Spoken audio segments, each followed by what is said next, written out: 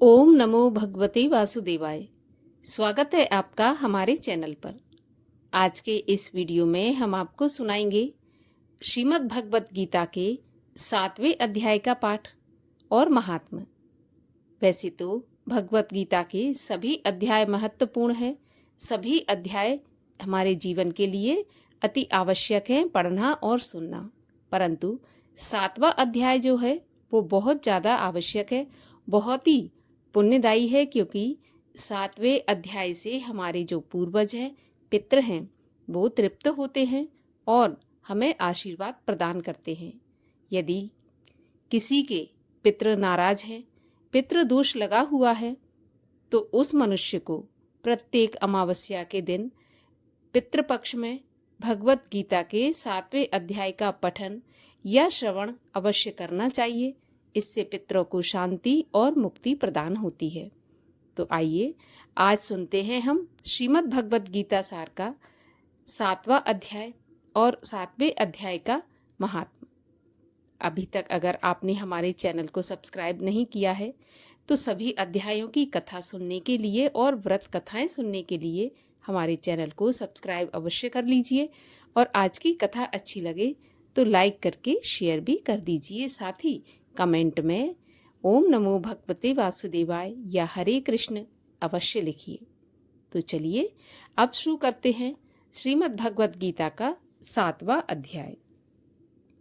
भगवान श्री कृष्ण बोले, हे पार्थ, मुझ में मन लगाकर मेरे ही आश्रित होकर योग अभ्यास करते हुए मेरे स्वरूप का संशय रहित पूर्ण ज्ञान कैसे होगा वो सुनो। विज्ञान के सहित वह पूर्ण ज्ञान मैं तुम्हें सुनाता हूँ, जिसके जानने से तुमको इस लोक में और कुछ जानना शेष नहीं रहेगा। सहस्त्रों मनुष्यों में से कोई एक सिद्धि प्राप्ति के लिए यत्न करता है। उन यत्न करने वाले सिद्धों में से भी कोई बिरला ही मुझे ठीक ठीक जान पाता है।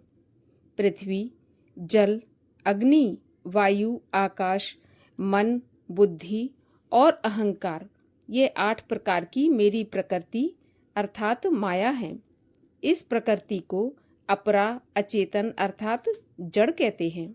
हे महाबाहो, इससे दूसरी प्रकृति चेतन है, जिसने संपूर्ण जगत धारण किया है। इन्हीं दोनों प्रकृतियों से सभी प्राणी मात्र उत्पन्न होते हैं। ऐसा जानो, ये प्रकृतियां हमसे ही उत्पन्न हुई हैं। इस प्रकार जगत की उत्पत्ति और प्रलय का कारण मैं ही हूँ। हे धनंजय, धागों में जिस प्रकार मणि पिरोई जाती है, उसी भांति ये संसार मुझ में ही गुथा हुआ है। मुझसे परे और कुछ भी नहीं है।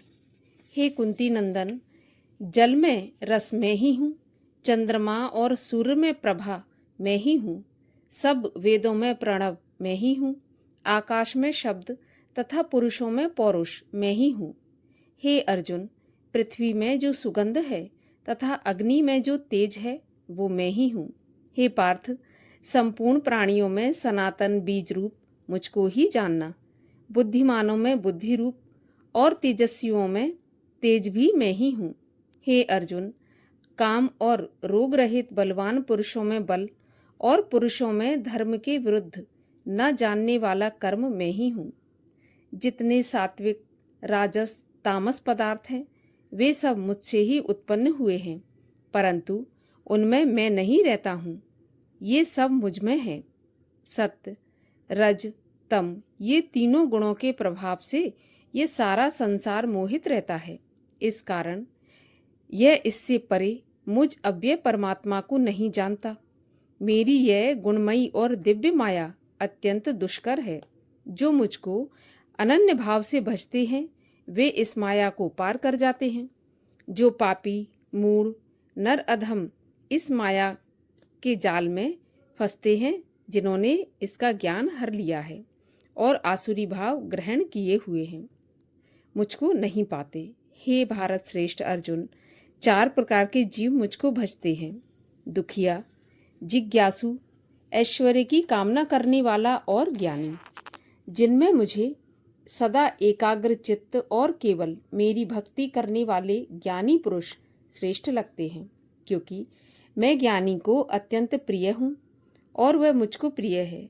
यद्यपि ये सभी भक्त श्रेष्ठ हैं, तथापि ज्ञानी तो मेरी आत्मा है, क्योंकि वह मुझ में ही मन लगाकर मुझको ही सर्वोत्तम गति मानकर मेरा ही आश्रय ग्रहण करता है। अनेक जन्म में अनंतर ज्ञानी मुझे पा लेता है।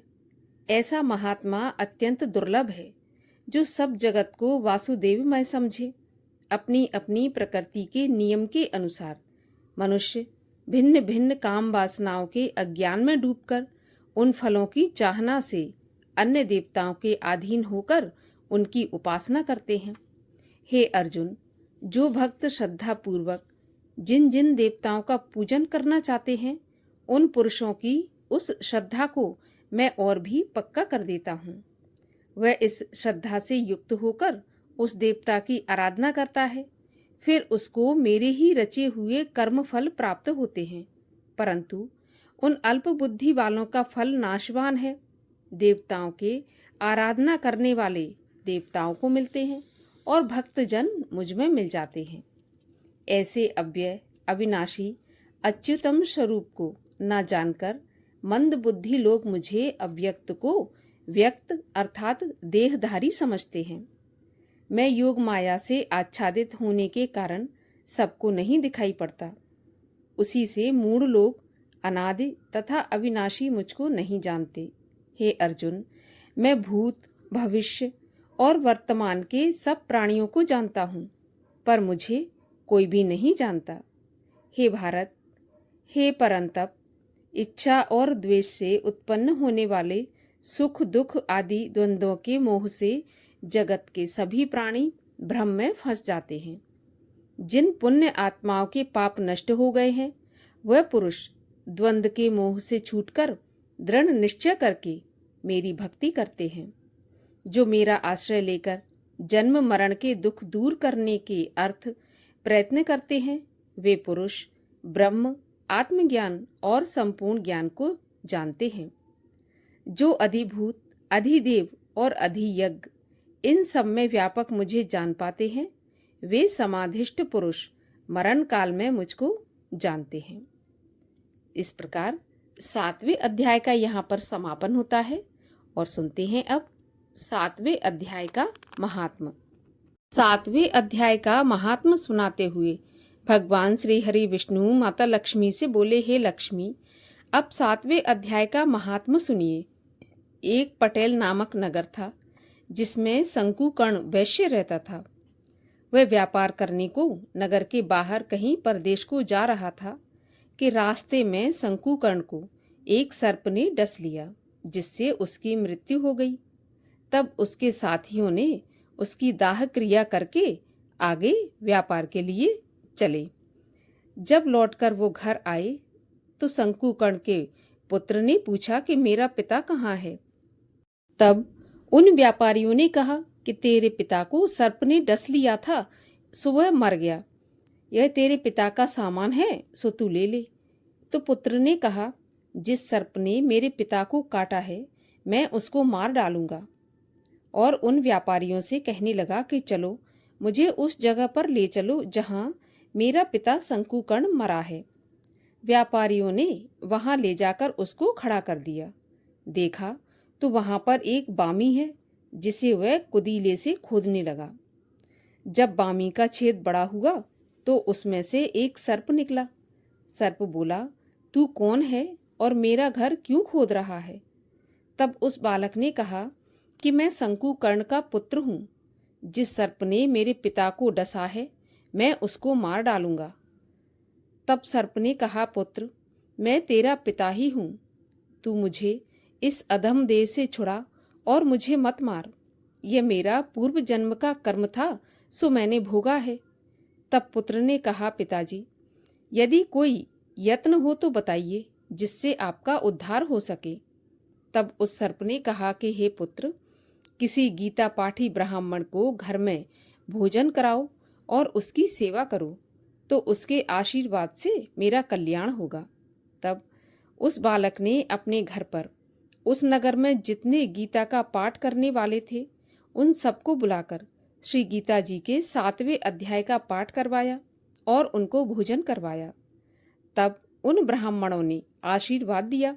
तब तत्काल वह अधम देह से छूटकर देव देह पाकर विमान पर चढ़कर आकाश मार्ग को जाता हुआ अपने पुत्र को धन्य धन्य कहता हुआ आशीर्वाद देता हुआ वैकुंठ धाम को प्राप्त हुआ।